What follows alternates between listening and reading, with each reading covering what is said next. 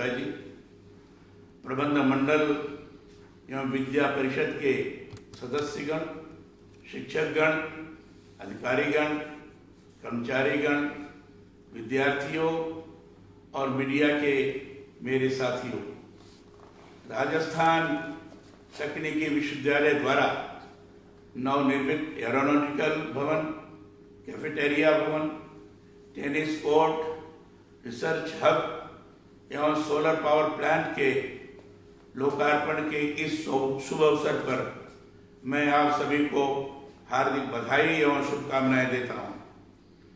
तकनीकी शिक्षण में गुणवत्ता आज के समय की सबसे बड़ी आवश्यकता है। नई शिक्षा नीति में तकनीकी शिक्षा के व्यवहारिक प्रसार पर विशेष ध्यान दिया गया है।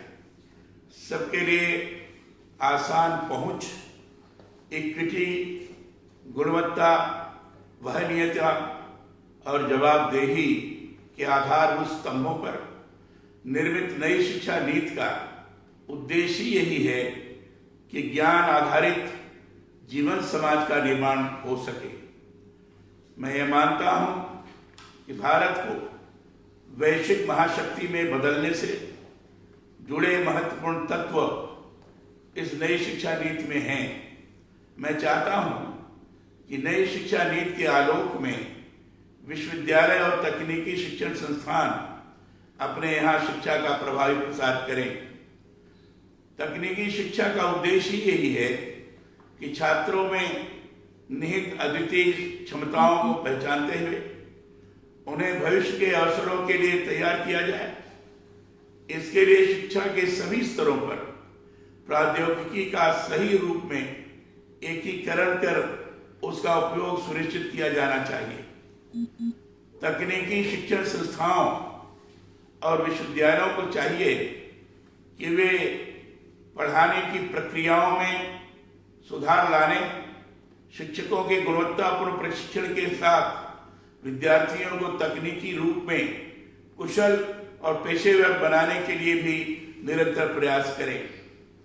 कोविड के इस दौर में हमने इस बात को गहरे से अनुभव किया है कि तकनीक से घर में बैठे ही ऑनलाइन शिक्षा सभी को मिल रही है।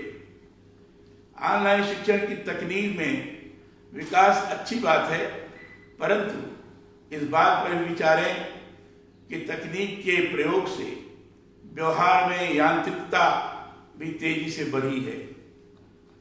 शिक्षक और विद्यार्थियों के बीच संवाद में सामंजस्य नहीं बन पा रहा है। ऐसे में ऑनलाइन शिक्षण एक पक्षीय व्यवस्था भी बनती जा रही है। शिक्षण कार्य द्विपक्षीय प्रक्रिया है। इसके लिए तकनीकी शिक्षण में इस बात पर अधिक जोर दिया जाए कि कैसे ऑनलाइन होते हुए भी शिक्षा में शिक्षक और विद्यार्थी संवाद के नए आयामों से जुड़े।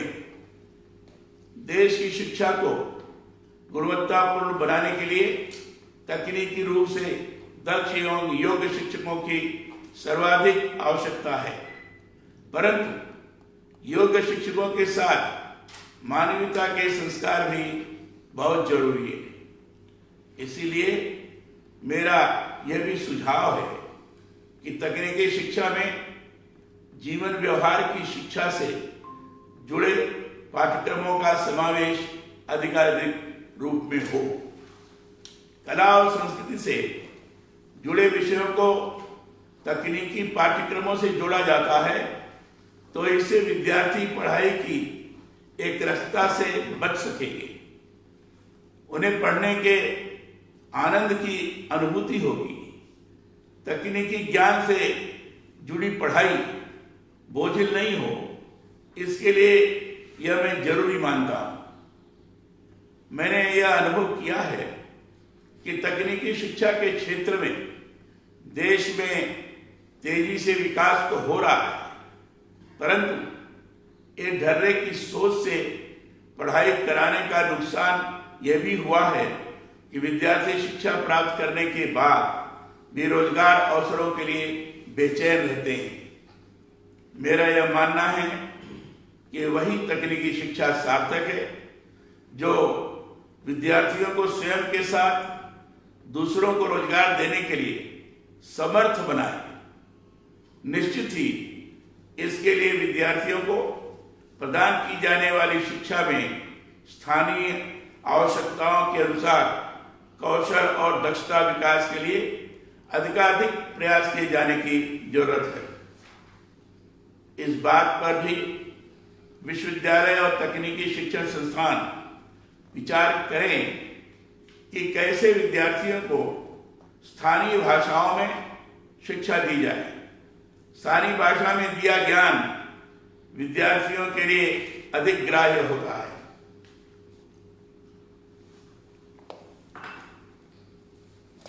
नई शिक्षा नीति में भी सभी भारतीय भाषाओं के संरक्षण, विकास और जीवंतता सुनिश्चित करने की बात विशेष रूप से कही गई है। इसके लिए बाकायदे Indian institute of translation and interpretation IITI के रूप में राष्ट्रीय संस्थान की स्थापना करने की बात कही गई है। इस संदर्भ में मेरा यह भी प्रस्ताव है कि तकनीकी विश्वविद्यालय कोटा द्वारा तकनीकी शिक्षण से जुड़ी पाठ्य सामग्री अंग्रेजी के साथ साथ हिंदी और स्थानीय भाषाओं में भी तैयार किए जाए। इस तरह के पाठ्यक्रम विश्वविद्यालय बनाए जिनसे स्थानीय उद्योग धंधों, निर्माण कार्य, सार्वजनिक क्षेत्र से जुड़ी आवश्यकताओं के संबंध में स्थानीय संसाधनों के अधिकाधिक उपयोग से जुड़ा ज्ञान सम्मिलित हो। देश इस समय मेक इन इंडिया के नारे के साथ तेजी से आगे बढ़ रहा है। इसी के अंतर्गत नई शिक्षा नीति के तहत शिक्षा के मूलभूत ढांचे में परिवर्तन की पहल की गई है। मैं चाहता हूं कि तकनीकी शिक्षा में नवाचार हेतु प्रेरित करने के लिए भी वातावरण प्रदान करने पर अधिकाधिक ध्यान दिया जाए। विश्वविद्यालय में स्किल डेवलपमेंट सेंटर्स की अलग से स्थापना की जाए। इसमें विद्यार्थी की क्षमता संवर्धन का कार्य ही नहीं किया जाए, बल्कि उसे मानवीय गुणों से ओतप्रोत करते हुए उसके सर्वांगीण व्यक्तित्व विकास पर भी जोर दिया जाए। इसी से विश्वविद्यालय से निकलने वाले प्रत्येक छात्र को एक इंजीनियर के साथ साथ एक आदर्श इंसान भी बनाया जा सकेगा। विद्यार्थियों की देश के विकास में अमूल्य भागीदारी के लिए ये बेहद जरूरी है कि उन्हें राष्ट्र से जुड़े महत्वपूर्ण अभियान make in India, stand up India, startup India आज से भी निरंतर जोड़ा जाए। नवाचार आधारित परियोजनाओं पर कार्य करने के लिए उन्हें विश्वविद्यालय स्तर पर भी प्रोत्साहित किया जाए। मैं चाहता हूं कि तकनीकी शिक्षा के लिए उससे संबद्ध सुविधाएं विद्यार्थियों को अधिकाधिक रूप से मिले। इस दृष्टि से विश्वविद्यालय में आज एरोनॉटिकल लैब का लोकार्पण महत्वपूर्ण कदम है। इससे छात्रों को वैमानिकी इंजीनियरिंग की व्यवहारिकी समझने में मदद मिलेगी। मैं उम्मीद करता हूं कि इस लैब में अत्याधुनिक किस्म के उपकरण भी छात्रों को शीघ्र ही उपलब्ध हो जाएंगे। तकनीकी शिक्षा के लिए गुणवत्ता का होना बहुत जरूरी है। यह समय वैश्विक प्रतिस्पर्धा का है। मैं मानता हूं कि वही शिक्षण संस्थान भविष्य में अपना स्थान बनाकर रख सकेगा जहां विश्व स्तर पर मौलिक शोध और गुणवत्तापूर्ण शिक्षा के नवाचार होंगे। यह सुखद है कि विश्वविद्यालय में रिसर्च की गुणवत्ता को बढ़ावा देने हेतु अलग से रिसर्च विभाग हब की स्थापना की गई है। इस रिसर्च हब से विश्वविद्यालय के लिए शोध और अनुसंधान में नई राहों का सृजन होगा, ऐसा मुझे विश्वास है। वैकल्पिक ऊर्जा को बढ़ावा देने के लिए विश्वविद्यालय में स्थापित सौर ऊर्जा केंद्र और सौर ऊर्जा संयंत्र के कदम अनुकरणीय हैं। मुझे खुशी है कि विश्वविद्यालय द्वारा नवाचार अपनाते हुए निरंतर प्रगति की गई है।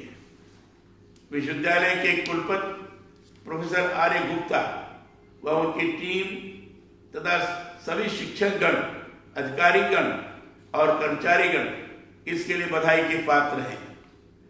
यह ऐसा समय है जब तकनीक के क्षेत्र में नित नई प्रणालियां विकसित हो रही हैं। विश्वविद्यालय के छात्रों को इन अत्याधुनिक प्रणालियों को आत्मसात करते हुए आगे बढ़ने की जरूरत है। इसी से प्रतिस्पर्धात्मक युग में वे अपनी अलग पहचान बना सकेंगे।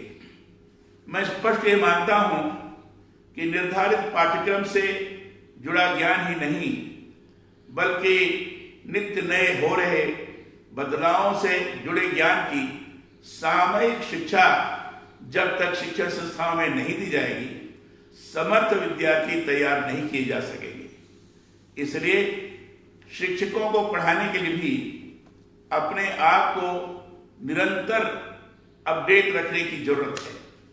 उम्मीद करता हूं कि मेरी कही इन बातों पर विचार करते हुए आपका यह विश्वविद्यालय देश के उत्कृष्ट तकनीकी शिक्षण संस्थानों में अपनी पहचान बनाएगा। अपने इस लोकार्पण अवसर पर मुझे आपने याद किया, इसके लिए एक बार पुनः आप सभी को आभार, बहुत बहुत बधाई, धन्यवाद। जय हिंद।